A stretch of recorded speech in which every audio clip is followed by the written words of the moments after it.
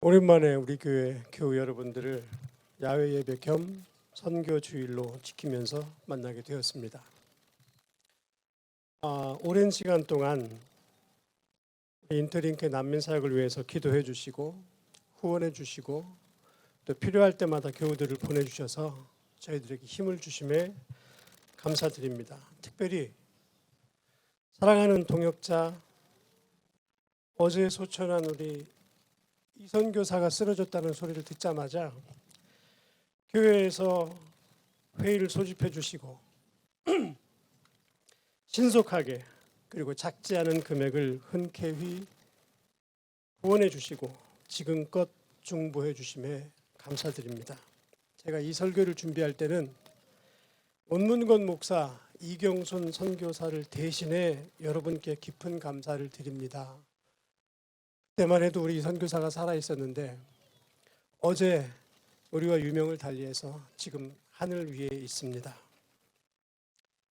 제가 오늘 여러분과 나누고 싶은 말은 지켜야 할 것으로서의 하나님의 말씀, 그리고 믿음의 사람들은 어떤 교제를 가져야 하는지에 대한 것입니다. 신앙생활을 달콤하고 좋은 말만 들으려 하면 신앙이 성장하기가 쉽지 않습니다. 마치 갓난아이와 같은 신앙이기 때문입니다. 갓난아기가 자라나서 어린아이 단계를 거치고 청년의 단계를 거치고 어른이 되려면 단단한 음식, 거친 음식도 먹을 수 있어야 하고 쓰거나 맵거나 혹은 신 음식도 먹을 수 있어야 합니다. 제가 왜 먹는 얘기로 설교를 시작할까요? 좋아하는 것만 먹다가는 건강을 해치기 십상이기 때문입니다. 하나님의 말씀도 그렇습니다.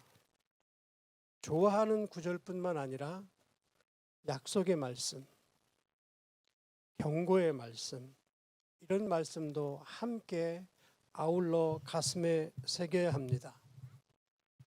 디모데후서 3장 16절 17절은 모든 성경은 하나님의 감동으로 된 것으로 교훈과 책망과 바르게 함과 의로 교육하기에 유익하니 이는 하나님의 사람으로 온전케 하며 모든 선한 일을 행할 능력을 갖추게 하려 함이니라 했습니다. 그렇습니다. 하나님의 말씀이 그리스도인을 온전하게 만드는 것입니다.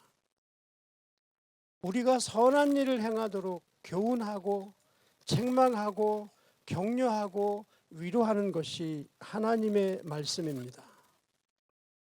그러므로 교우 여러분, 하나님의 말씀을 읽거나 들을 때 위로의 말씀뿐만이 아니라 교훈과 책망과 약속의 말씀과 바르게 하는 말씀을 겸하여 꼭 가슴속에 새기시길 바랍니다.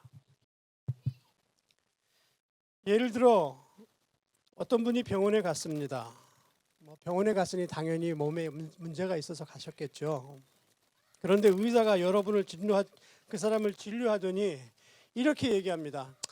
괜찮습니다. 병원 좀 있지만 고치지 않아도 되고 그냥 지금까지 살던 대로 사세요. 술도 드시고 담배도 드시고 건강에 도움이 안 되는 음식도 그냥 마음껏 드십시오. 만약에 의사가 환자에게 이렇게 얘기를 하는 사람이 있을까요? 저는 있다면 두 가지 경우 중에 하나라고 생각합니다. 하나는 정상적인 의사라면 하지 말아야 할 것과 해야 할 것, 병을 고치기 위해서 꼭 해야 할 일을 말해줄 것인데 더불어 적절한 약을 처방해 줄 것인데 그렇지 않은 만약에 그 의사가 그런 얘기를 한다면 의사가 정상이 아니든지 아니면 이제 얼마 못 사니까 이제 끝이 다 왔으니까 그냥 살던 대로 사다가 편하게 가십시오 라는 얘기가 아닐까요? 사랑하는 우리 교회 교우 여러분, 우리가 신앙생활을 하면서 우리가 기도하면서 우리가 성경을 읽으면서 우리가 듣기 좋은 말만 듣고 싶다면 명품관이나 값비싼 음식점에 가시면 됩니다. 그곳에서는 상냥한 말로 여러분을 맞이하고 무엇을 걸쳐도 다 잘 어울린다고 하고 바로 손님을 위해서 만들어진 옷이라고 얘기할 것이고 싫은 소리는 하지 않을 것입니다. 서비스가 좋지요. 순간적으로 웃을 수 있는 말을 듣고 싶다면 코미디 프로를 보면 됩니다. 아무 생각 없이 하하하고 호호하면서 그냥 보고 웃을 수 있습니다. 그런데 교회에서 우리가 신앙생활을 하면서 하하하고 호호하고 편하고 기분 좋은 말만 듣는다면 마치 환자에게 잘하고 있습니다. 그냥 그대로 사시다가 그대로 가시면 됩니다. 라는 정신 나간 의사가 아닐까요? 아무도 교회에서 그런 것을 원하시는 분은 없을 것입니다. 그런데 역사를 살펴보면 너무나 많은 사람들이 그 길로 가고 있습니다. 구약의 거짓 예언자들이 바로 그런 사람들이었습니다. 괜찮아. 그렇게 살아도 돼. 안 망해. 복 받을 거야. 백성들이 우상을 섬기고 하나님을 떠나고 그러한 가운데서도 백성들의 죄를 지적하지 않고 책망하지 않고 그들이 죄와 우상에서 돌이키도록 깨우치는 말을 거짓 선지자들은 하지 않았습니다. 그래서 이스라엘 백성들은 참 예언자들의 말보다 거짓 예언자들의 말을 듣기 더 좋아했습니다. 그 결과로 결국 아수르에게 북이스라엘 왕국이 멸망하고 바벨론에게 침략을 받아서 남유다가 멸망하게 되고 70년 동안 포로로 잡혀가게 됐던 것입니다. 여러분, 그렇다면 우리는 어떨까요? 혹 마음의 종교적인 안식을 얻기 위해서 주일 예배에 나오지는 않을까요? 세상에서 6일 동안 시달리다가 아주 그것도 시달릴 만큼 시달리다가 주일 하루만큼은 하나님의 집인 교회에서 안식하고 위로를 받고 싶어 합니다. 충분히 이해합니다. 직장에 다니며 학생으로 공부하며 아이들을 돌보며 특히 이런 불경기에 사업을 하시는 여러분들에게 큰 위로와 격려의 말을 드립니다. 그러나 하나님께서는 우리에게 그냥 진통제만 놔주시는 분이 아닙니다. 경우에 따라서 염증을 제거하고 병균을 제거하고 수술을 해서라도 우리를 온전케 하시는 분입니다. 그래서 진리를 들으면 우리가 불편해지게 되는 것입니다. 이미 진리 안에 들어와 있는 사람은 진리를 들을 때에 불편한 감정이 덜하겠지만 진리 안으로 들어와야 할 사람, 진리 안으로 들어가고자 하는 사람들에게는 불편한 지적이 성경에 도처에 들어 있습니다. 우리 안에 죄를 지적받아야 되고 잘못된 것에 대한 책망을 들어야 하기 때문입니다. 진리에 부딪히니 우리 안에 숨겨진 것, 가려진 것, 옳지 못한 것들이 드러나기 때문입니다. 사랑하는 교우 여러분, 하나님의 말씀을 읽고 들을 때 아멘으로 받아들이시기 바랍니다. 여러분이 설교를 통하여 하나님의 말씀을 들을 때 그것이 여러분에게 해당하는 말씀이라면 그것이 어떤 말씀이든 귀에 거슬릴지라도 기분이 좋지 않을지라도 혹 마음이 아프더라도 하나님께서 우리를 책망하시는 말씀을 받아들이는 저와 여러분이 되기를 그리스도 이름으로 축원합니다. 그 아픔은 우리로 하여금 진리 안으로 들어가게 하는 아픔이요, 하나님의 말씀이 지금 우리 속에 살아서 우리를 진리로 쪼개려는 아픔이 있기 때문입니다. 그 말씀이 여러분의 혼과 영과 관절과 골수를 찌르고 쪼개고 있기 때문에 느끼는 거듭남의 과정이고 새롭게 되는 과정인 것입니다. 여러분, 아프지 않은 수술이 있을까요? 마비되지 않은 이상 통증을 느낄 수밖에 없지 않을까요? 생사를 찌르고 자르는데 어찌 아프지 않을까요? 그러나 마음과 영이 완악해졌거나 강팍해졌으면 하나님의 책망하는 말씀을 들어도 반응이 없게 되는 것입니다. 무뎌서 하나님의 말씀의 씨앗이 떨어져도 들어가기까지 시간이 오래 걸리는 거예요. 잠깐만 해가 떠도 그 말씀이 땅바닥으로 그거를 받아들이지 못해서 그냥 말라 죽어버리는 밭이 되는 것입니다.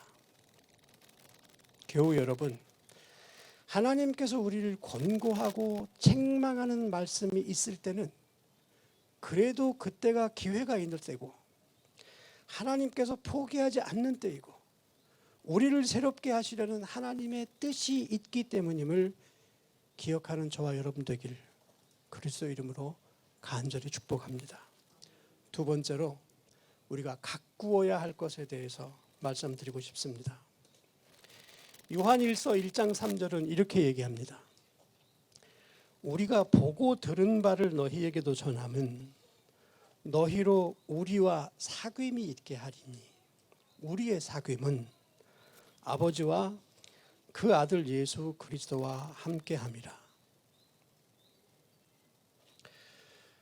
여러분, 하나님과 만나고 싶은 생각은 누구에게나 있죠. 하나님을 믿는 사람들, 하나님 어떻게 나에게 말씀 안 해주시나, 하나님 좀 어떻게 나한테 안 나타나 주시나, 날 좀 만나 주시지, 누구나 기대하는 바입니다. 하나님은 예배하는 자리에 찾아오시니까 열심히 예배에 참석합니다.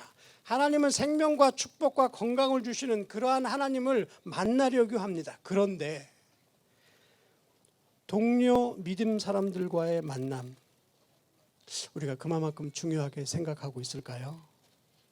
우리 동료 그리스도인과의 교제, 역시 우리가 열심히 가꾸고 지켜야 할 것입니다. 밭 갈던 농부 엘리사가 하나님의 사람 엘리야를 만나고 나서 갑절의 영감과 갑절의 능력을 받게 됩니다.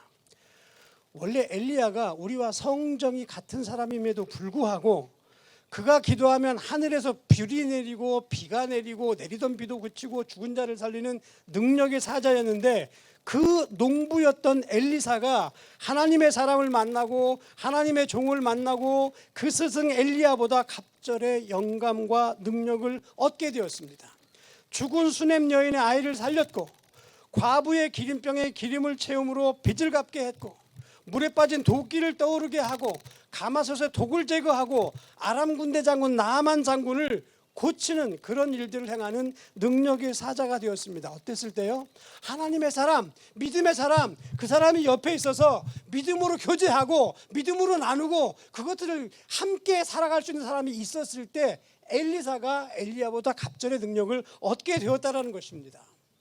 여러분, 사무엘 선지자의 어머니 한나 기억하실까요? 아이를 낳지 못해서 업신여김을 받던 그녀가 성전에 올라가 기도하고 있을 때 엘리 제사장에게 처음에는 오해를 받았지만 나중에 북복 기도를 받고 내려와서 그 태에 아이가 들어서게 됩니다. 사무엘을 안고 나서 한 맺힌 한나의 문제가 풀려졌던 것이죠. 사울은 어떻습니까? 사무엘 선지자를 만나고 기름 부음을 받고 이스라엘의 왕이 되었습니다. 여호수아는 하나님의 종 모세를 만나 이스라엘을 이끄는 지도자가 되어서 가나안에 이를 수가 있었습니다. 다윗도 하나님을 만나 하나님의 사람 사무엘을 만나 아무도 거들떠보지 않는 막내 양치기 목동이었던 자가 하나님이 그를 눈여겨보시고 기름을 붓게 하셔서 이스라엘의 왕이 되게 하셨습니다. 하나님의 사람들을 만난 사람들은 복 있는 사람들입니다. 집에 기도하는 아내가 있다면 복 있는 사람입니다. 집에 성경 읽는 남편 가장이 있다면 복 있는 사람입니다. 자녀들이 돈 몇 푼 더 주는 곳으로 직장을 다니는 것이 아니라 믿음으로 살기 위하고 하나님께서 나를 어느 곳에 보내고 쓰실까라는 생각 때문에 고민하고 기도하는 자녀가 있다면 그 사람은 복 있는 사람입니다. 우리 주변에 우리를 믿음으로 이끌어줄, 자극해줄, 충고해줄, 우리의 영혼을 위해 함께 웃고 울어줄 사람이 있다면 우리는 복이 있는 사람입니다. 우리가 그런 사람이 남들에게 되어야 되고 우리가 그런 위로와 평안을 남들로부터 받는 교제가 여러분 가운데 충만하기를 그리스도 이름으로 축복합니다. 믿음의 사람들과의 만남은 서로를 세워주고 견고케 하기 위한 만남이 되어야 합니다. 서로에게 위로와 격려가 되어야 합니다. 사도 바울은 바나바를 만나서 사도로서 선교의 길이 열렸습니다. 빌립보의 루디아를 잘 만나서 빌립보 교회가 새겨지게 되고 목숨을 내놓고 바울을 도왔던 브리스길라와 아굴라 부부를 통해 선교 사역을 할 수 있었습니다. 사도 바울이 믿음의 동역자들을 잘 만나서 하나님께 쓰였던 것처럼 오늘 저와 여러분들도 말씀 가운데 하나님 만나고 믿음의 동료들과 하나님의 거룩한 구원의 역사를 함께 이루어 가시기 바랍니다. 저는 어제 오후 1시에 은문건 목사님으로부터 이경순 선교사의 소천 소식을 듣고 그 뒤로부터 굉장히 큰 두려움에 쌓였습니다. 두려움에 쌓인 이유는 다음과 같습니다. 아마 저를 이 세상에서 제일 많이 아는 사람이 우리 어머님일 것이고 제 부인일 것입니다. 그 다음에는 이경순 선교사가 아마 저를 이 세상에서 제일 많이 아는 세 번째 사람일 것 같습니다. 이 선교사가 투병을 하고 한국에 있을 때는 보지 못하기 때문에 이렇게 저렇게 어떻게 지낼까 어떻게 할까 얘기하고 있습니다. 어제 저녁에도 새벽까지 집사람하고 얘기하고 장례의 절차에 대해서 얘기를 하면서 이 선교사가 그렇게 얘기했답니다. 그래도 당신이 자기 선교의 멘토라고 생각하고 있어. 이 선교사가 당신을 따르고 함께하고 우리가 함께 지었던 시간을 굉장히 좋아해 라는 얘기를 했습니다. 그런데요, 제가 얼마나 두려운지 아십니까? 함께 사역할 때는 속일 수 있잖아요. 눈에 안 보이니까 내가 무슨 일을 해도 나를 탓하지 못하잖아요. 근데 그 선교사가 지금 하늘에 있어서 제가 하는 일거수일투족을 보지 않아도 한국과 독일이 떨어져 있어도 지금은 보고 있어요. 그래서 그게 무섭고 두려워요. 병원 영안실에 부고가 되면 그 부고에 쓰는 란이 있더라고요. 제가 거기다 인터넷에다 썼습니다. 이제 누가 있어 나를 사랑하는 마음으로 질책해 줄고 이 목사 어디로 가고 있는 거야 정신 차려라는 얘기를 이제 누가 있어 내게 그 소리를 해줄고 돌아보면서 이 생각을 했습니다. 아, 내가 내 사랑하는 동역자가 이제 나를 속속히 보고 있는 것이 무서운데 그럼 나는 하나님을 무서워하고 있는가라는 생각이 들게 되었습니다. 사랑하는 교우 여러분, 그냥 관계에서는 우리가 도움을 주고 뭐하고 인간적으로 할 수도 있지만 여러분들 한 사람 한 사람들의 교제가 마치 제가 느끼고 있는 하나님 말고 이 선교사도 나를 지켜보고 있겠구나. 내가 무슨 마음으로 오늘 예배가 끝나고 한국으로 비행기를 타고 가서 장례식장으로 가는 모습을 저 사람이 나를 보고 있겠지. 내가 지금 남은 이 독일에서 그 친구가 하지 못했던 선교의 길을 다가갈 때 다른 생각을 하고 다른 길로 가면 저 친구가 나를 보고 욕하겠구나. 말씀을 맺겠습니다. 사랑하는 교우 여러분, 우리 모두가 믿음으로 잘 성장하기를 소망합니다. 가정이 믿음으로 회복되고 육체와 정신, 영적인 아픔들이 치료되기를 소원합니다. 우리 교회에서 훈련받고 세워져서 지금보다 더 충만한 믿음의 사람들이 되시기를 간곡히 축복합니다. 여러분의 옆에 앉은 사람에게 여러분이 영적으로 두려움의 존재, 감사의 존재, 기쁨의 존재, 어려울 때 기댈 수 있는 그런 여러분들이, 그런 제가 되기를 그리스도의 이름으로 축복합니다. 동료 그리스도인, 이웃들과의 교제에 하나님 아버지 예수 그리스도가 중심이 되고 힘을 주는 원천이 되기를 축복합니다. 교우 여러분, 야외 예배를 준비하고 선교주의를 준비한다고 해서 고민이 많았습니다. 야외에 나가서 무슨 일을 할까? 이렇게 그래도 준비했어요. 어제 사역하는 친구의 소천 소식을 듣고 나서는 제가 지금 말씀드렸던 그런 생각들.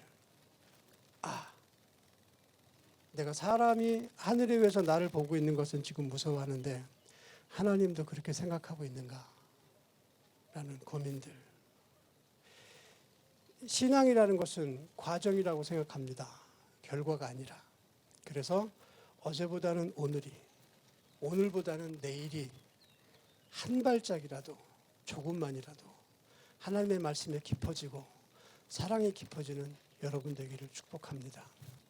우리 이선 교사님 소천 얘기 듣고 굉장히 많은 일들이 있고 많은 메시지를 주고받았습니다마는 한결같이 빠지지 않고 하는 얘기 중에 하나가 그 아름다운 미소와 환대하는 그 마음,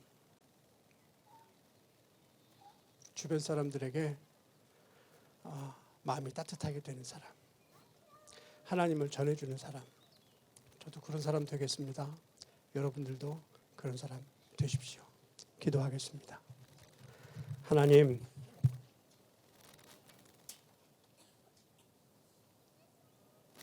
우리의 사귐은 아버지와 그 아들 예수 그리스도와 함께함이라고 하셨습니다. 교회에 모여서 아버지의 이름이 높여지고 그 아들 예수 그리스도가 높여지고 그 결과로 우리가 성령을 받고 성령을 받음으로 죄가 무서워지고 진리 안으로 들어가니 전에는 불편하던 진리의 상황들이 우리가 점점 거룩한 습관이 되어서 주님, 우리가 성도라는 소리를 들어도 부끄럽지 않도록 저희를 만져주시고 고쳐주옵소서. 하나님, 지금 내 옆에 앉아있는 우리 교우들, 우리 믿음의 사람들에게 작지만, 연약하지만 그래도 조그마한 등불이라도 비춰줄 수 있는 촛불이 되고 등불이 되고 따뜻한 마음이 되고 따뜻한 손이 되고, 그래서 이 교회에 나오면 신앙생활을 하는 가운데에서 주님 주시는 기쁨이 늘 충만하도록 하나님, 우리 교회와 그 사역자들과 주일학교 어린아이에 이르기까지 주님의 크신 은혜를 베풀어 주옵소서. 예수님의 이름으로 기도합니다. 아멘.